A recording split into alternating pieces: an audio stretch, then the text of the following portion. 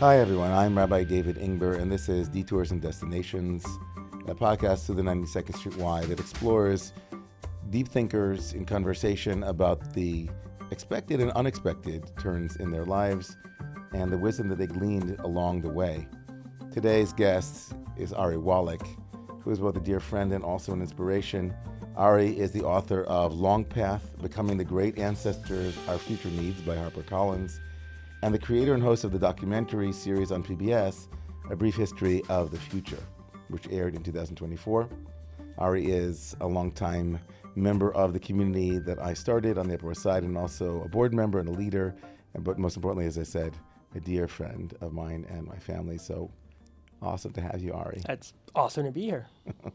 Oh man, I'm telling you, I'm looking forward to our conversation because there's so many things that we've talked about over the years that I want to explore more deeply with you, and just having somebody who's a futurist on our show is really awesome. So just to start off our conversation today, detours, destinations, when you think of those two terms, like what comes to mind? Do you think that life presents us with destinations? Do people create destinations?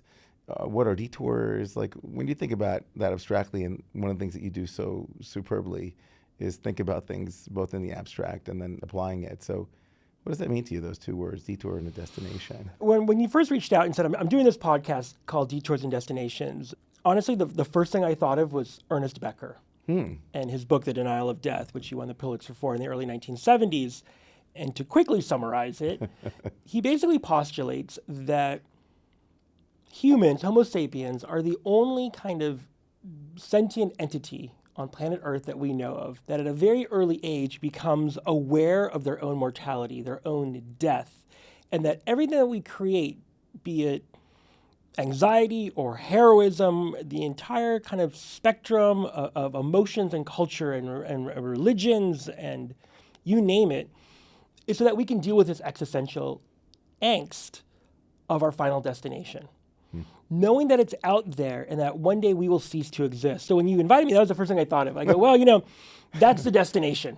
I always want to say that's a unique free association around destination, the final destination. But I think I love it that that's where you went, and Ernst Becker, of course, and that whole school, Otto Rank and so on, just like thinking that so much of what we consider to be necessary in culture or culture itself is kind of the way that we justifiably have to construct this denial that helps us to function, denial of that ultimate destiny. So your first thought was, okay. Well, that was my first thought. Okay, I'm curious about and your then next my second thoughts. thought was, I think I want to tweak kind of how Becker thinks about it. And that's actually my life's work as a futurist. We do something in the West extremely well, which was we think about our lives from birth to death and everything in between as kind of the detours and the journey.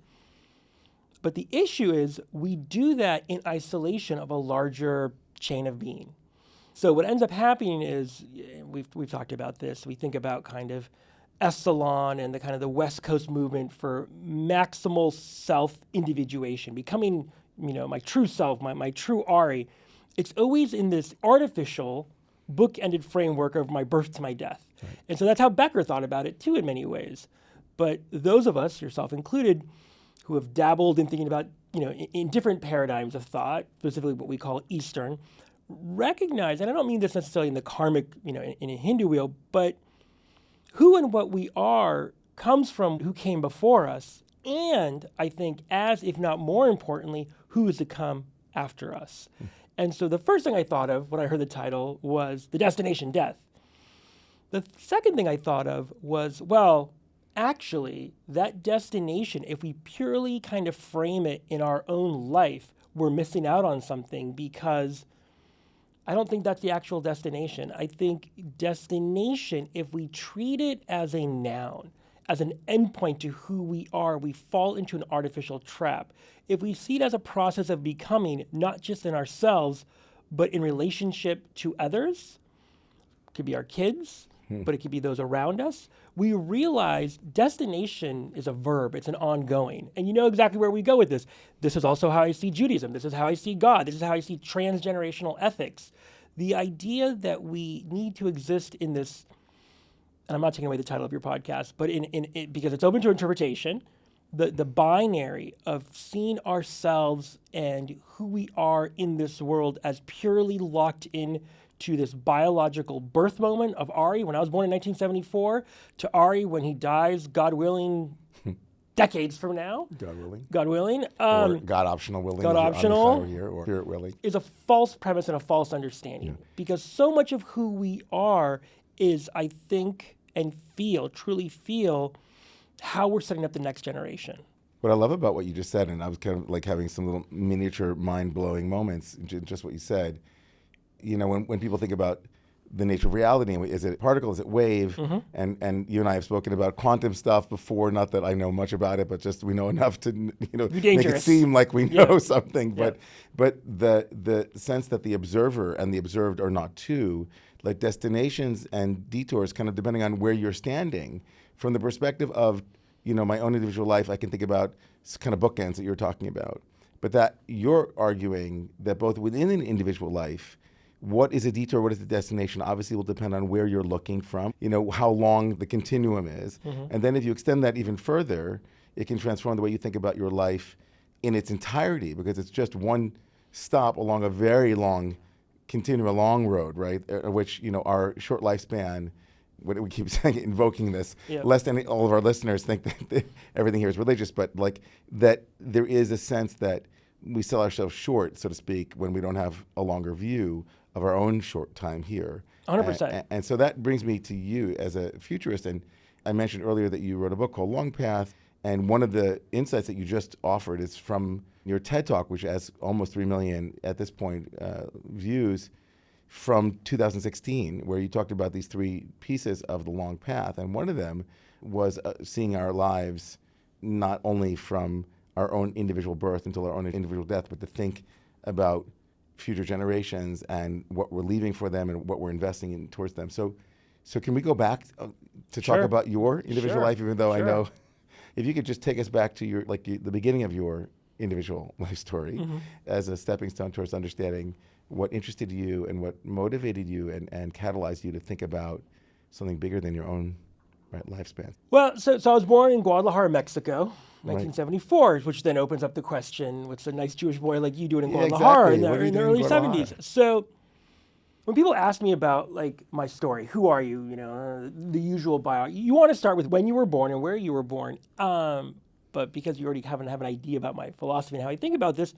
I have to go back. And I'll go back to both my parents. My father was born in 1922 in a small town called Baranovich, which then Poland, now Belarus. And the shorter version of the story is soon after the Nazis invaded and basically took over Poland very rapidly in the Blitzkrieg, all the Jews who were basically 90% of the population of Baranovich were put into 1/10 the size of what they had normally been into the ghetto. And about a year and a half later... Your dad's a teenager at this point. My dad's a teenager at this point. He ends up escaping the ghetto, and in the escape, his father is killed alongside of him. He escapes with a brother. He ends up joining the Jewish underground, the partisans. He lives in the forests of Poland for 2.5 years, and then after the war becomes a Nazi hunter with different governments, intelligence units in the region. And at that point, it became clear to him, at least he felt, he later told us, that to him, Europe was a graveyard of Jews. And he wanted to get to America. Now remember, he, up until this point, saw himself as a yeshiva guy. He was going to go into the family business, which is a little banking, a little butchering, all this kind of stuff.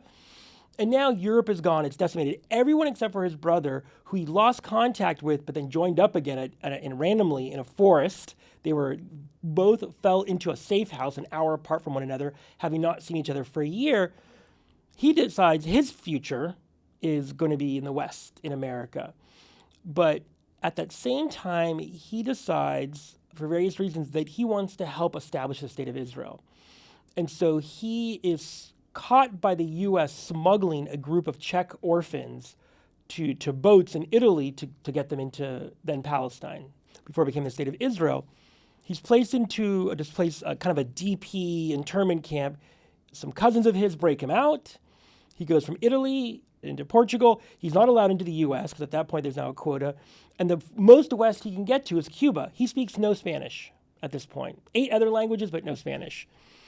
He's in Cuba for 10 years, all the way through the revolution. And at one point, he's in a casino, right? This is the late 1950s in Cuba. And he's sitting down in a casino, and this little old guy next to him is whistling like a tune. And my dad starts whistling the tune with him. It's an old Yiddish tune. So that gentleman was Meyer Lansky. So this was... Meyer Lansky, for those who don't know Meyer Lansky.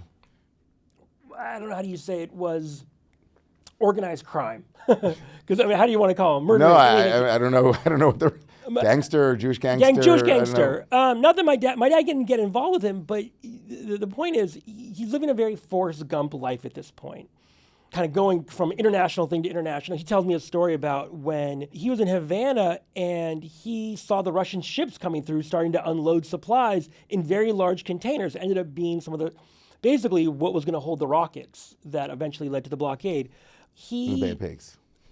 Well, the blockade and the Bay of Pigs. And then the whole... So he eventually had a falling out with Castro because it became very clear. And we have to remember at this point, my father's one of the few people in Cuba who speaks fluent Russian and fluent Spanish now, but is not necessarily Russian. So Castro and the group loved my dad because he could kind of translate with the Russians that were there.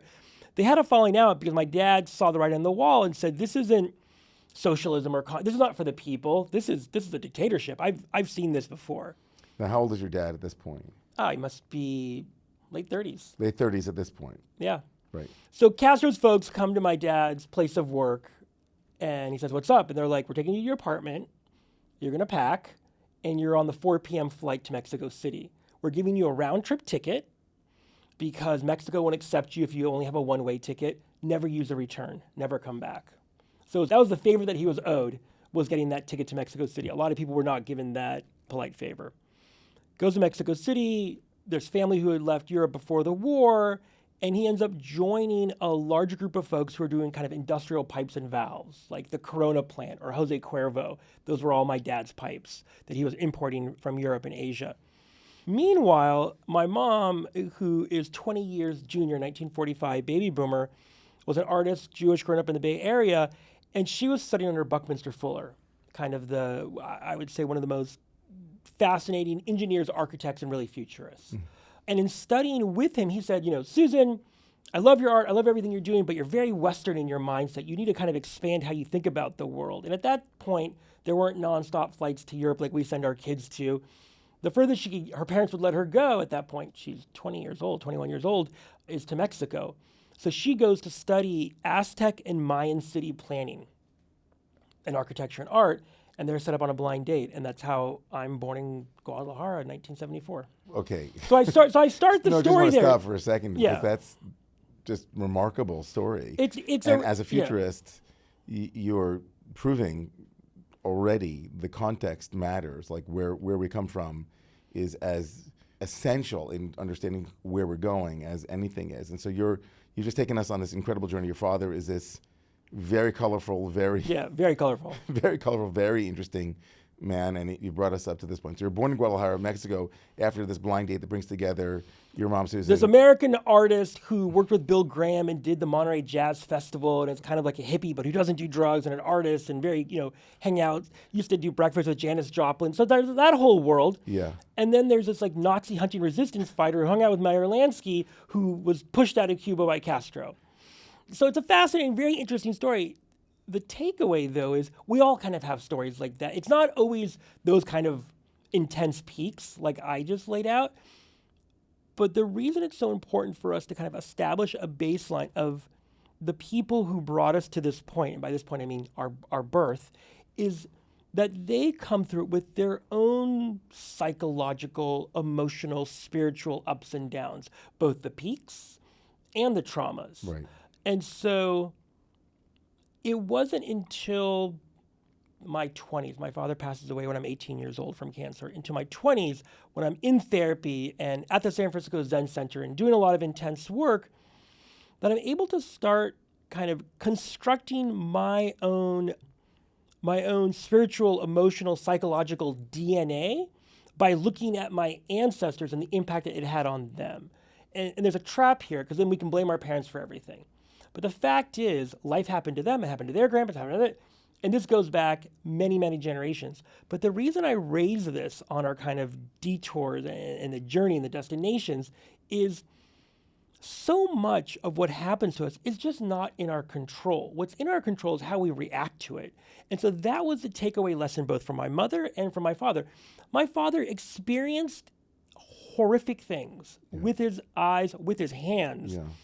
He was still the guy you wanted to hang out with at a party because he told the crudest jokes, the funniest thing. He was always laughing. Do you have vivid memories of your dad? Yeah, I have great memories of just that, us going to people's houses for things and him telling jokes that I wouldn't even tell my children, even when they're over the age of 18, just old Yiddish humor, like dirty, funny jokes. I also have images of him being really upset and kind of storming out of the house because he had a fight with my mom or something like that. And in hindsight, I'm like, oh, he was of a generation, like those folks who went through the Holocaust didn't go to therapy. They didn't do the work. Now you walk into a bookstore and there's shelves and shelves of, live trauma, all it, the body keeps a score. None of that was available to those folks. So I have the memories of all of it. What I'm hearing, which is really fascinating but also moving, is that a futurist also is animated by the same principle, which is that we are transgenerationally impacted, period. And that we are transgenerationally impacted by the context in which we're born into, the unfinished. Jung spoke frequently of finishing our parents, the unlived life of our parents that we often have to either consciously or unconsciously live. And then the notion that at some point, and we'll get to this again, you begin to teach and want us to be thinking about how we shape, right? So much we don't control, but so much of what we do control has to shape not just our own lives, but also lives going forward. So your dad is this, he passed away when you were very young. At that moment, was that also something that you thought impacted you when you were doing this work on yourself and on the past, that his own father, as you said, had died when he was, right, when they were leaving, he was right in front of him. Yeah. And here you, in a sense, your father is gone and you are now, right, thinking about the rest of your life, about what it's like to leave. I'm roughly the same. Well, it's interesting. Growing up the son of a Holocaust hero who fought the Nazis meant to me that I wanted to go to West Point. When I, look, to this day... I didn't know that about you. So people who know me are always, think that it's an odd thing. So if I'm anywhere, if I hear a military helicopter or a military jet, I can identify what model of F-15 it is. Really? I can tell you what kind of submarine is coming through the Hudson. I was probably one of the few high schools in America that could identify on site almost the make and model of every Russian ICBM, whether it was in a silo or it was on a transporter. To me, what it meant growing up under this hero was through to be blunt, almost like a reactive lens. It was a military lens. Well, if he fought, I should be prepared to fight. That is, going back to Ernest Becker, that is the heroism that I know. That is the one that I saw. He never said, oh, you should go to the military. It wasn't anything like that. So he gets sick while I'm still in high school and graduating. And I decided at that point, a little earlier on, I actually didn't want to go to West Point because I didn't realize it was on the other side of the country. So I'm a little bit of a mama's boy, so I wanted to stay close. I'm studying international relations and conflict at that point. In college, my father passes away, and through meeting with a Jungian therapist, that for me, what made actually the most sense, the transformation, the transmutation of that, what we will call kind of that energetic field that goes from our parents onto us, would be to continue on his work and my mom's work, which was all about creativity and agency, by doing almost the exact opposite, which wasn't to be reactive. It wasn't to know every make and model of Russian ICBM out there and kind of prepare for that. It was to think critically, honestly, and authentically about what would it mean to get to the point where we don't have to know those ICBM numbers. What would be the opposite of that? That's when I became a peace and conflict studies major. I started thinking about conflict resolution and conflict transformation. And that's also when I got more and more interested in the future, because I realized, as you just said, we are impacted by the past, which ipso facto means we are impacting the future. And I realized at that point, so much of what the futuring profession was, at that point, futuring it goes back thousands of years, the Oracle at Delphi, but modern futuring, at least in America, came out of the U.S. Air Force. It came out of the military, mutually assured destruction. It was Herman Kahn, a nice Jewish boy from Brooklyn, in the late 1940s developed the modern field of futuring. He came up with these different scenarios, specifically what would have to happen for America to survive a nuclear holocaust. This is what futuring was how could America still survive? And I was surrounded by a lot of those folks. I learned from those folks in the 90s when I was at UC Berkeley. Global Business Network, which was the premier kind of futuring professional think tank, was just down the street. So I would go to their salons and their lectures. And I realized at that point, we can do one of two things. We can plan for the worst, or we can plan for the world that we want. It's a very different thing, right? One is how do we build fences and walls and ICBMs? The other is how do we plant those carob seeds? And that's how my futuring developed in that period. Well, the carob seeds is a reference, for those who don't know, it's a reference to a story in the Talmud. But I want to get back to something. When did your family move to the States? It's before your father passes. So we're in Guadalajara. I'm only 3.5 years old. I see. And then you moved to the West Coast. But importantly, so we went to a Jewish day school, my older sisters and myself. And the school bus had guards on it, cars with folks with guns in front and behind it. And then on Yom Kippur, the doors of our synagogue were machine gunned. We left 2 weeks later. Didn't sell the house, didn't sell anything in the house. My dad sold the business, didn't tell anyone. It was like in the middle, my dad said, I've seen this before. I've seen this before. We're going to America. And that was it. And by then, he was able to move up here because it's an American wife, and that was it. I love that you're backfilling a lot of things that are relevant, like to your biography. Yeah. I love it. But do you ever sense, just as I'm listening to you, that when you said you made a distinction between your father's path and your path, right? And after doing this Jungian work, you realized that what your dad was doing that was kind of hunting Nazis or making sure the world would be a safer place in that way, and that you thought initially you might need to do. You decided you're going to go in a different direction. Is it fair to say that insight was also partially, because you grew up not having to think that way? I mean, have you thought that through? I mean, your father reacts to what's going on in Mexico in the way that, he's seen this script before. He's been in Cuba, seen the script before in that way. He's been in Europe. He knows the dangers, right? And so he has his own reactive way, as you said. Yep. You kind of, like many of us, grew up with those stories, but not having that in our own experience, right? Yeah. Is that partially a privilege that we have, that we can think peacefully as opposed to reactively? Maybe, what do you think about that? So the answer is yes. The answer is yes. Okay. Look, I grew up in the golden age, right? It was like the 90s. It was Clinton. It was boom time. It was the end of. It's Francis Fukuyama's the end of history. The wall fell. The whole thing. Yeah. It was great. Israel was doing great. It was pre any intifadas, anything, as far as I knew. Look, growing up a conservative Jew on the West Coast, I only see this in hindsight, but we would have these, Jewish National Fund maps in our classroom, and I didn't know about, let's say, Gaza or the West Bank, Judea, Samaria, because those were actually full on the map. So for me, we didn't have to, it was just a state of Israel. There's no carve-outs like they are now. And not that they weren't there, but that's just not how they printed the map. Right. And so as far as I was concerned, everything was hunky-dory. And so I had the flexibility and the agency to think slightly differently. If I was 18 or 20 years old right now, it'd be a very different story. Wow, that's really, I'm so tempted to go there. Okay, go there. Detour? Yeah, let's take a detour, exactly. Look, I have teenage daughters. We live just north of New York City. Not that long after October 7th, one of them asked, should I tuck my Star of David into my sweatshirt? Going into New York City, the second largest Jewish population in the world outside of Tel Aviv. I won't go more into that, but that was just not a world that I knew at all. I've been very involved in politics on the left. Look, I worked in Washington, D.C. on the Clinton campaign in 1996, which makes me very old. I've only known flourishing and thriving for the Jewish people in America. We were always the underdog. I faced my little anti-Semitism here. Middle school, I had some kids throw pennies at me. I had no idea why. I'm tempted to say why, but yeah. And now, going back to the my self-inflicted wound here question of if I was 18, would I think things? No, I was deeply traumatized, not just by October 7th, but by the world's reaction to it. Doesn't matter where you stand with or without Israel. It was I realized, oh, we're not like that. It's not as safe and great as we thought. And if I was 18 years old right now, I don't know if I'd be like, oh, I'm just going to work on ensuring peace and tikkun olam for the world writ large.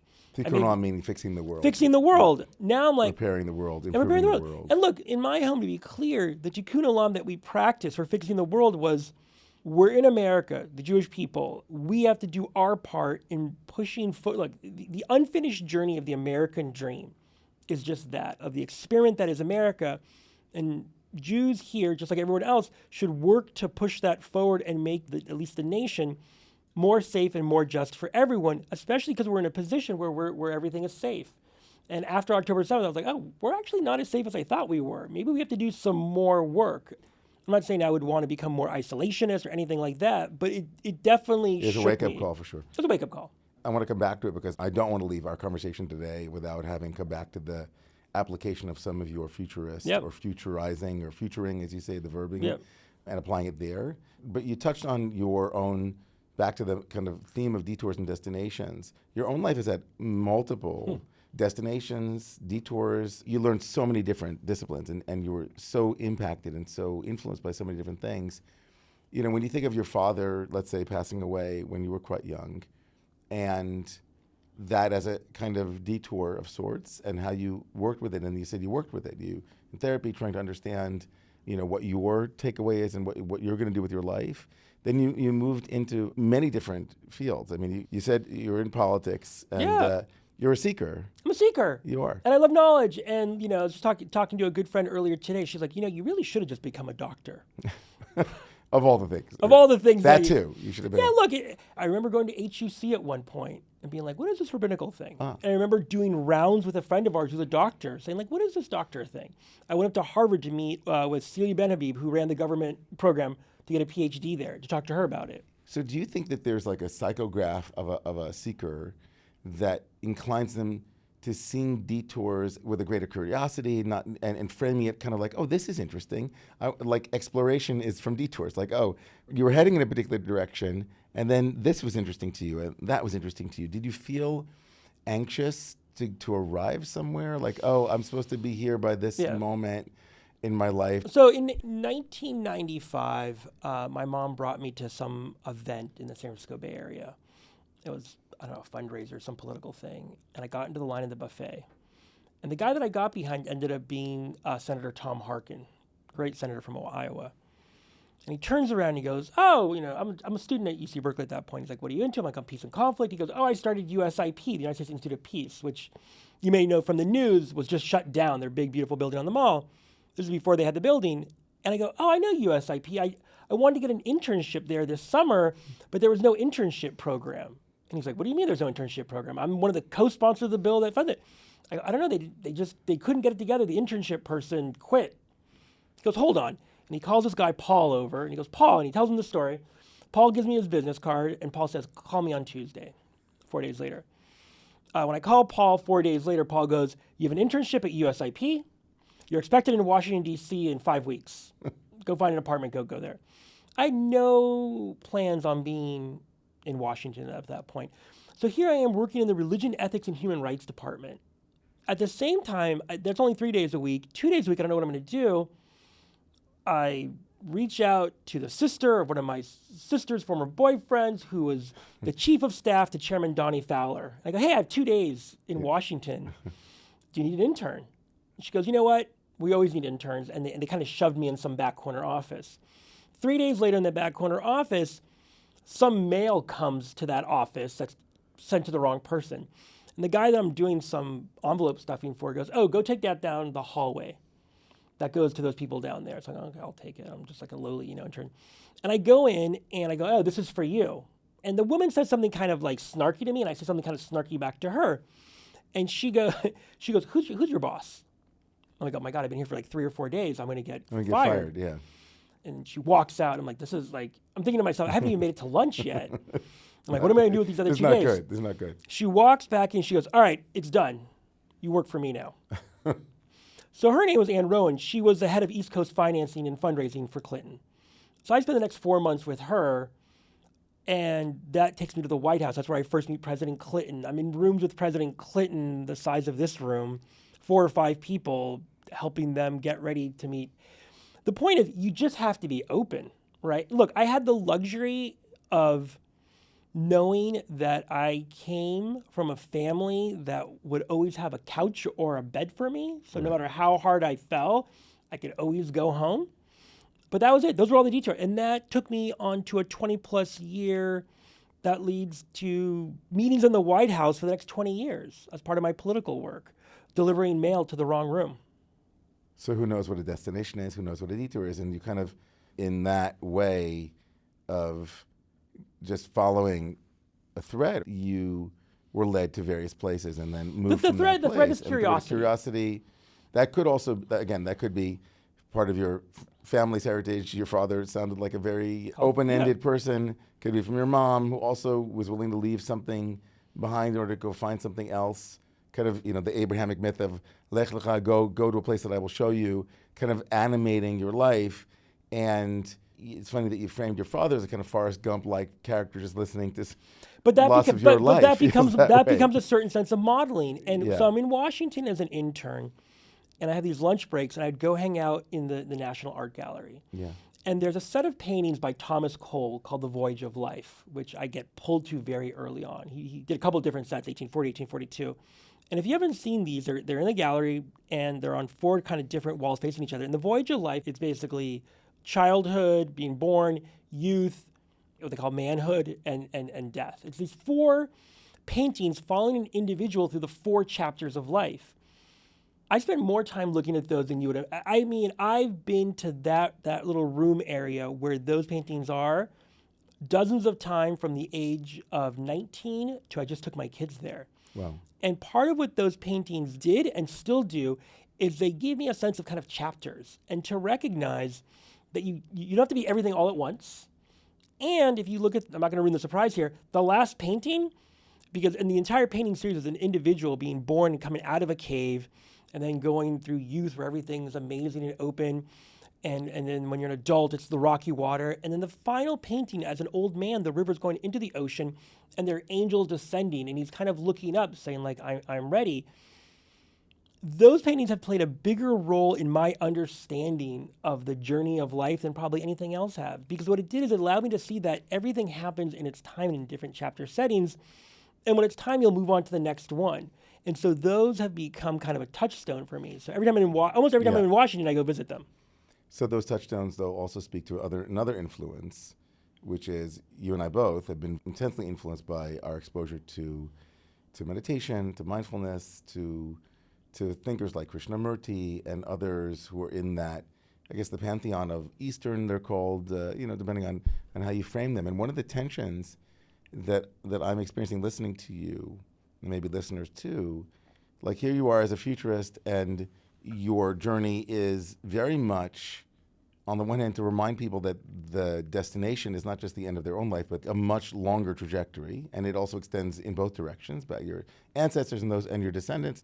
And yet, I know someone listening to you might feel, as I feel, like the focus on the present, like the sense of like, oh, I'm going with this because I don't know where this might lead me along the trajectory of my life. And so, like, when you think about the tension between presentism, not as ignoring the future, but presentism as being present, like, just being here, not constantly ruminating about the future. And usually when people think about the future, by the way, they don't think about it positively. Mm-hmm. I think often people think of the future as a source of major anxiety and also something that they feel beholden to.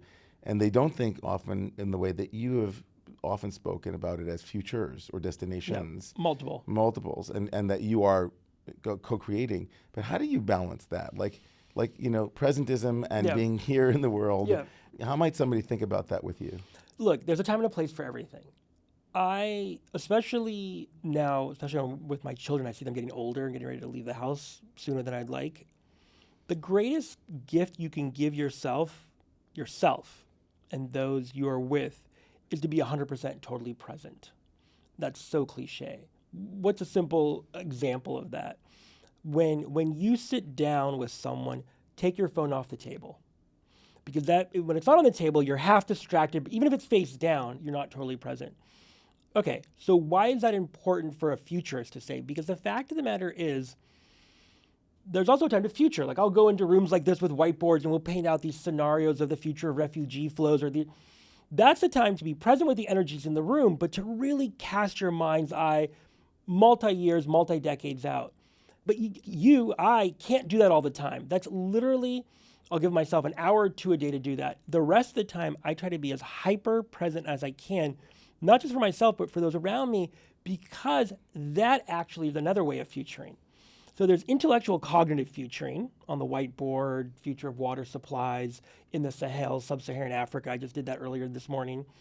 The other version of futuring is actually being so present with the individuals around you that they feel nested and accepted and within this envelope of love and caring that you have for them right now. Now that's important in the present, and people who feel safe are more likely to make better decisions for themselves in the future. So we often think of futuring or futurists as working at these big, large scales. Yes, I've worked with the UN and company and all this stuff, but some of the most important futuring you can do is just making eye contact with the barista who just gave you a coffee and actually being a human.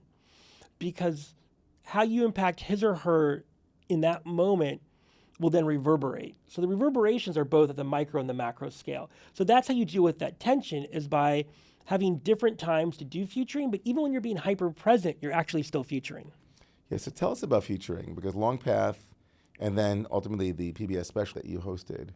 So here you are, you're very, very involved in the political landscape.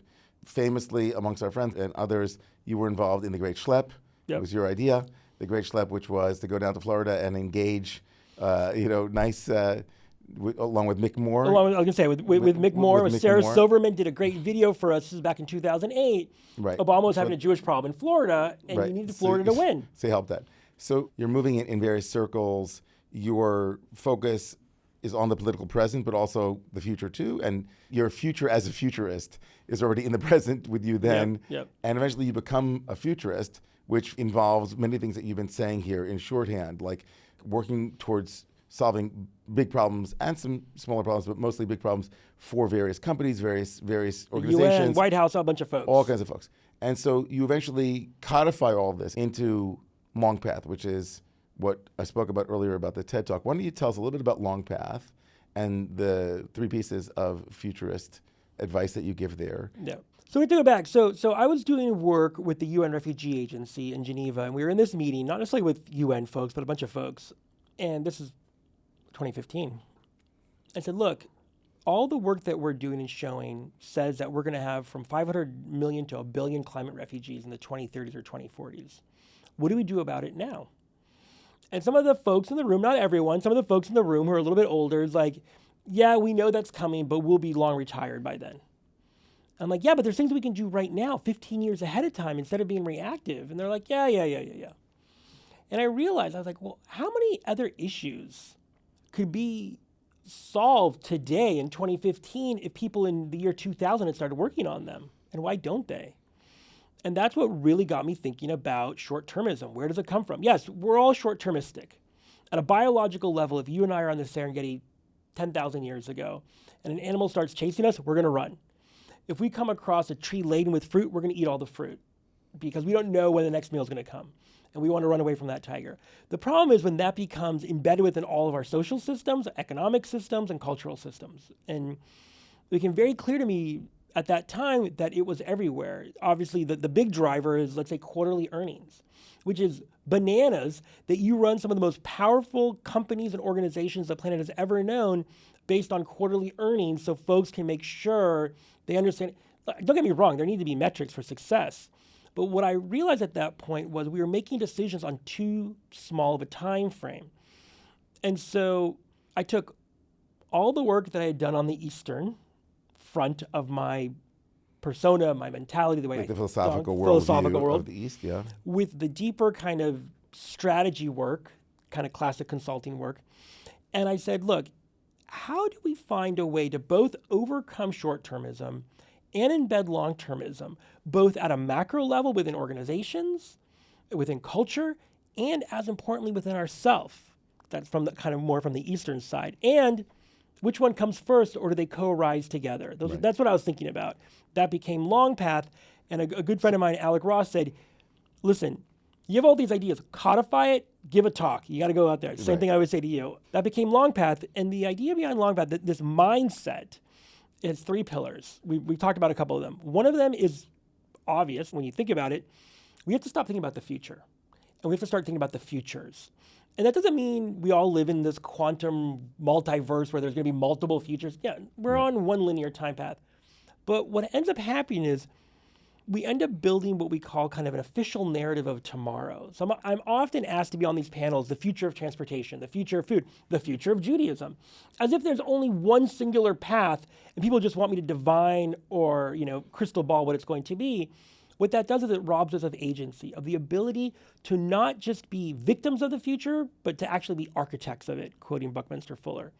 And so that was the first pillar, was just futures thinking. Think about it in a much more open, if you think about the cone, instead of one straight line, it's more of a cone of possibilities.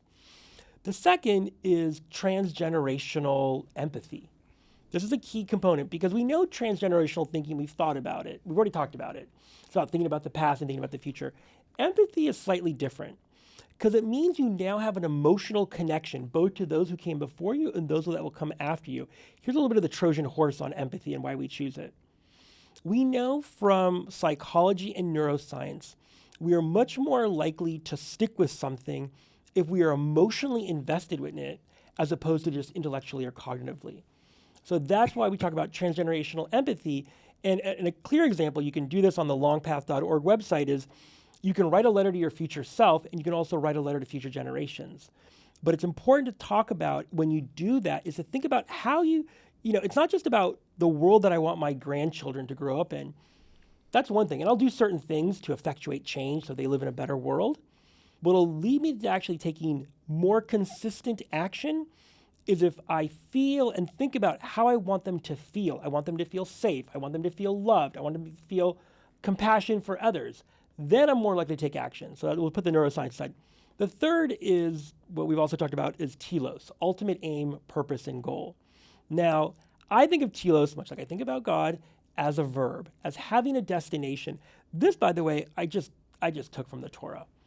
This is just the idea of Israel. This is just and when I say Israel, I mean the wrestling, the land of milk and honey. What pulled us out of, we were very comfortable in Egypt. So is telos of the 3, is that identifiable with some version of a destination, like an ultimate end, as you call it? Yes. The TED Talk, like the ultimate end. Yes. The North Star is kind of the GPS, but without that vision of a land of milk and honey of what we want, it is very difficult for us to get there. Now, advertising does this extremely well. Whenever you see TV ads for a vacation destination or for a man and a woman in a convertible having the time of their life, they're showing you a vision of what could be. Notice everyone's always smiling in advertisement. No one's ever crying in an advertisement. And what they're doing is they're tapping into what we talked about. They're tapping in, you will feel this way if you consume this. So we're saying in telos, we have to give a vision of what it is that we want for us to start moving in that direction. Yes, there will be many, many detours along the way. But if you have an idea of what that land of milk and honey is, you are much more likely to stay the course. So are we now, just like pivoting from the future to now, are we in a detour period right now? Like from a perspective of a futurist, so much of what you've worked on for the last couple of decades in your life on the macro scale, not the micro scale, not like giving people a sense of how to integrate those 3 pillars of your long path, like into your family's life or into your small or large Jewish community or other communities' life. And without being overtly or necessarily political about this moment, although you could be, it's up to you, but like clearly many of the things that have to do with the future or the ways that we conceived of bequeathing to our children and their children and next generation a different world are somewhat in the last 100 days or so, in the last couple of months, under attack, being treated very differently, certain assumptions about ecological future and the future of the environment, the future of our children.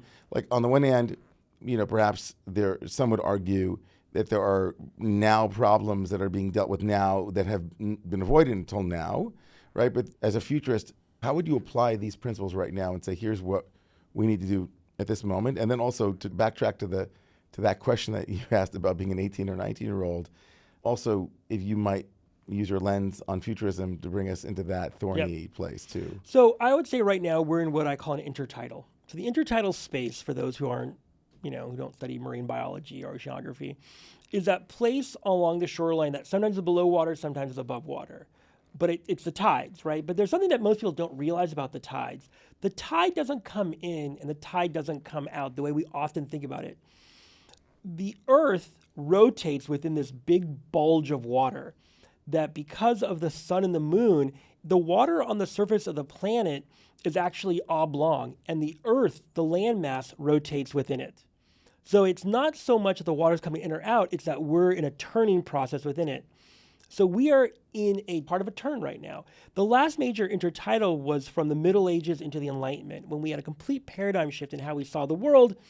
And then the old institutions, obviously in the West, was the church, capital T, capital C, which gave rise to a whole host of institutions built around Enlightenment-type rational, Bacon and Hegel. And the way we think about the world is through a rational, de-godified mindset, which, for what it's worth, took us very, very far. We were talking earlier, in the fourth grade, I broke my femur, right? Something you know about. Yeah, because I broke my hip, just for those. Yeah. I broke my hip about 5 weeks ago. And so you're in fourth grade and you break your femur. Fourth grade, broke my femur on the monkey bars. I spent 2 months in the hospital and then 2 months in a body cast at home. And one of the things I do is I read a lot. And remember those old Choose Your Own Adventure books? Yeah, sure. So there was a new series that had come out called Time Machine. So it's kind of like the Choose Your Own Adventure, but it's always like the Age of Dinosaurs or the Civil War, where you made different decisions, but you went forward and backwards in time. That's probably, to answer the unasked question, that's when I first started thinking about futures, was probably in these book series. But what ends up happening, I realized at that time, is that so much of how we define ourselves is through this logos rationalized way. The point is, when I broke my femur, I'm glad we had science. I'm glad we had the scientific method. It saved me, allowed me to walk without any significant long-term damage. That being said, those very institutions are now, under attack under the past 100 days. And by institutions, I mean courts, civil society, all of that. But they were also starting to show their age in a certain way where they weren't meeting the needs of everyone. Now, I am not far from saying, it's good what's happening. Not at all, because we need Enlightenment-era institutions to move us forward as a species. At the same time, there are folks who realize they were being underserved and now are attacking them because they feel it takes away. I can't speak for a whole population who's attacking the institutional layer that allows civilization to flourish, so I won't. But it makes sense to me that in an intertidal moment where there's rapid, mostly technological change, we're talking about AI, automation, we can talk about the Trump voter being birthed in 1996 at the age of NAFTA, when we stripped out all the jobs out of the middle of America. All of these things are happening, and so now we're seeing regressive forces. So we are in this liminal space, this intertidal, where the old ways are no longer working, the new ways are yet to be born, right. And to take the quote all the way through from Gramsci, now is the time of monsters, and that's exactly what we're seeing right now. So as a futurist, I see the most important thing we can do, and I won't get into resistance or defiance because that's not my jam. The most important thing that I can offer, or other futurists can offer, is a way of thinking about not what we don't want the future to look like. And I'm asked to be on panels all the time. Can you talk about the rise of authoritarianism and fascism? Other people can do that much better than I can. What I want to talk about, and what's so important for us to be doing right now, is to actually imagine what we do want the world to look like, not what we don't want it to look like. Yes, I don't want it to look like 1933. I don't want another Kristallnacht, sure. What I do want is people to think about, well, what do I want actually America to look like in 2030, 2040, 2050? So let me ask you, is there a shadow to being a futurist? Meaning, as we're talking about problems, like on the one hand, there's something about futurism which is a corrective, right? Short-termism, as you call it, or myopic focus on the present moment, or on the present generation, or my own short lifespan between the bookends. Is there a shadow to it in that, like other systems, can it also impede urgency because there's a sense that you have Yep. Like the very same thing that I can imagine for myself, like history is long, the arc of history is, as Dr. King said so masterfully, the arc of history is long, but it bends right and inclines towards justice. So given historical overview, I remember reading last week on Holocaust Remembrance Day in Yom HaShoah about the resistance of some of those who lived during the Holocaust. And in one particular story, the rhetorical question of the character was, do you think the Nazis, did they know how they were just one part of this much bigger story that was playing out in this meta-historical reality? They were a bit player in a much bigger play. And so when you're thinking, I guess if you're thinking generationally, and tell me if I'm wrong here, if you're thinking generationally in big generational pieces, as long as you're humble enough to know that it's not assured, right? The futures depend upon your agency. It gives you an obligation to do something. Yep. But it also lifts you up from the catastrophizing that might come from only seeing the temporal in just this moment. Yeah. So it lifts you in a sense. So is there a shadow though? Can Look, someone be overly? Yes. I was with someone earlier today and they're like, give me some hope. I'm like, this is the best time to be alive in the 300,000 year So arc. is that's the 300,000 year arc of being a Homo sapien. She's like, but what about what's happening right now? Did you read the news? I'm like, I don't go there so much. So that's where the hope comes, right? Yeah. Right. I see the grand arc. I have 3 children, 2 women, a boy. There's no better time to be a woman on planet Earth in all of recorded history than right now. It's still terrible. Rights are being taken away. There's misogyny. There's all sorts of bad things. Yeah. Now, I can say that, and that sounds great, but like I don't want my girls walking down the street getting whistled at on the subway. Right. Or makes it even worse things. But yes. So the shadow side of doing what I do, and you could probably talk to my wife about this more, is that it's easier. My safe space is going meta, going high. I think in 100-year chunks. Right. It's not good for everyone. And look, if this was, Rabbi David Ingber's On the Couch show, one might say, well, this is how Ari deals with the innate embodied trauma that his family actually went through, is by actually elevating outside of the micro and living in the macro. And by the way, probably true. And by the way, I'm okay with it for right now. Probably bothers those the closest to me. But this is, look, everyone's got work they have to do, both on themselves and in the world. My detour is the macro. Look, I hope in 10, 15 years, maybe I'll stop doing this larger macro futuring and spend more time doing more of the inner journey work. Right. That will make me just not think about the the next 400 years of Homo sapiens, and just think about the next minute, but I'm not there yet. So what gives you hope is that big picture. Is there anything that breaks your heart? If you could open us as listeners to something that even someone who's as optimistic as you can be and seeing the big macro picture, like missed opportunities or missed moments here that are like, oh, that didn't need to be a detour. Yeah, I mean, look, in my own personal journey, both of my parents have passed away too early. My father when I was 18, my mom just a few years ago. You got to spend more time with the people that you love. You talk to any hospice nurse who gets to spend, or a hospice practitioner, no one on their deathbed or as they're going through hospice ever says, oh God, I wish I took that other vacation. I wish I bought that car, that jewel. It's always like, I wish I spent more time with the people that I love and care about and help nurture them and help bring out the best in them. And so when I think about the things that keep me up at night, it's like, am I spending enough time with my kids? Not just time, but am I present enough? Because unfortunately, and I won't include you in this, I can be very heady and intellectual and not as in myself on the feelings side. Sometimes actually with the people closest to you, that is actually what they need. Right.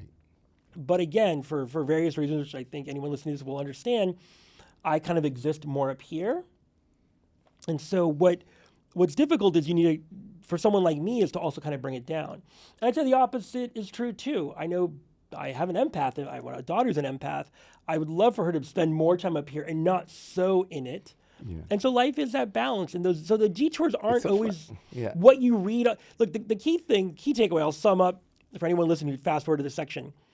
Your detours and destinations are not what's on your LinkedIn profile. Right. There's a soul resume, a soul code, and who you are emotionally that you took from the past that will help imprint on people into the future. That's much more important than anything else that we'll ever see in those bullet points. And the key thing is to always be reminding yourself of those higher levels of importance as opposed to what we now as a society say is the most important thing. I love what you said, because where you went, when I asked you what breaks your heart, is you went to the personal. I asked for the personal. I mean, obviously you could go to a lot of different dimensions. And you spoke beautifully about quantity and quality of time with people that we love. And you went to death, which is kind of where we started. And what's interesting is that on the one hand, when we started was the denial of death in Ernst Becker's work and in, let's say, in life more broadly, can lead to great things. Like, it's that very denial that allowed us to create culture and civilization as we know it in his theory. And what you were warning against is like the short-sightedness of seeing your own demise as the end of the life arc, right? You have responsibility towards the future. But then you came back just perfectly to bookend this as it's not entirely true. Like, one can see one's demise, and this was also Becker's insight.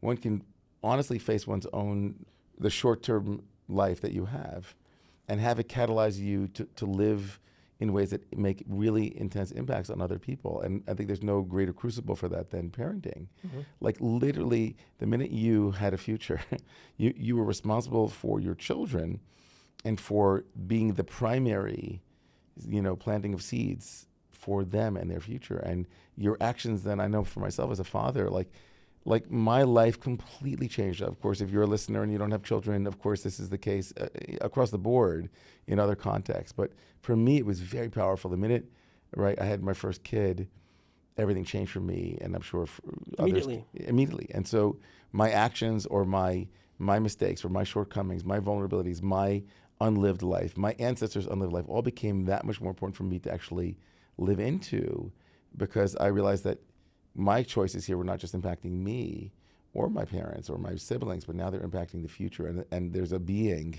and there will be beings who will be impacted by the seeds that I plant. And that was really beautiful just to hear that, how vital it is for you personally to make those, you can be a futurist at the White House, but in the end of the day, it's not about it's not about the situation room. It's about the family room. Exactly. That's right. Look, I ran the numbers. I have 3 kids. If they have 2.1 kids, they're 200 years from now, there will be 10,000 people through our lineage. Mm. And how I am with my kids right now will imprint something psychologically, spiritually, emotionally, intellectually, that will impact those 10,000. And you start running the numbers writ large, and however many listeners you have, and I'm sure it's a plethora of listeners, if we ran all... maybe not yet, but... There's a plethora. Soon. No. If we ran the numbers, we're talking millions and millions of future human beings are impacted by our very actions. Yeah. And that comes great responsibility.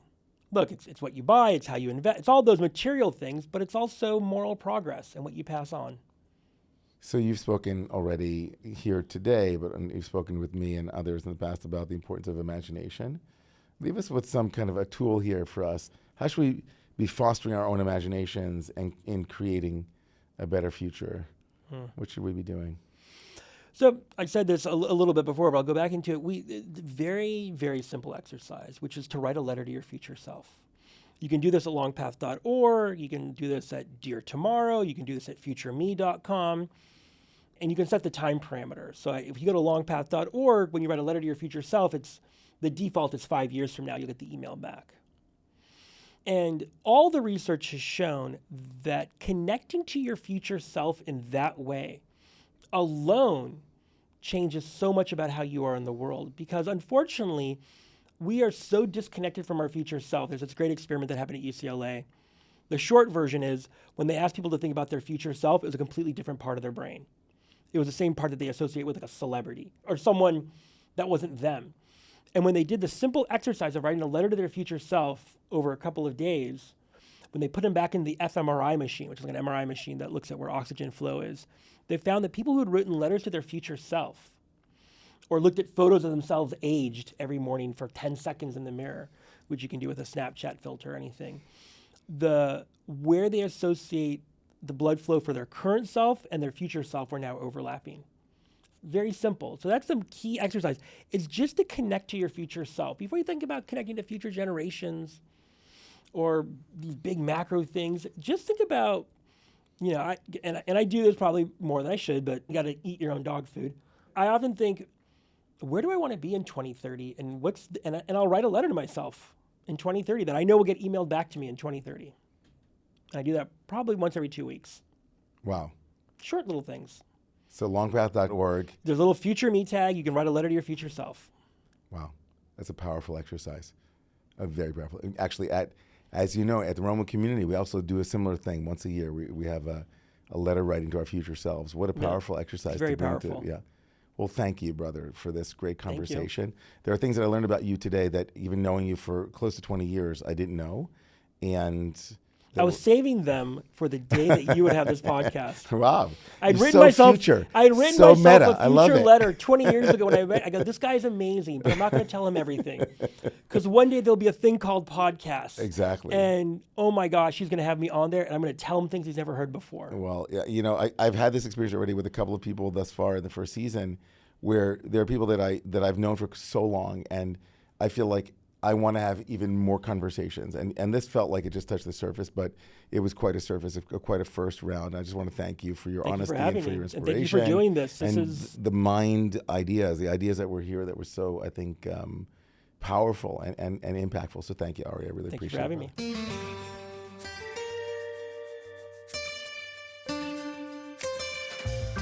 Well, thank all of you also for listening. I want to thank our team, our producer, Efrat, our editor, Maya Geyer, our music by Shimon Smith, and thank you to the 92nd Street Y and to Eden Sidney Foster. I'm your host, Rabbi David Ingber, and this is Detours and Destinations. We'll see you next Tuesday for the dropping of the next episode. And until then, may all of your detours be destinations.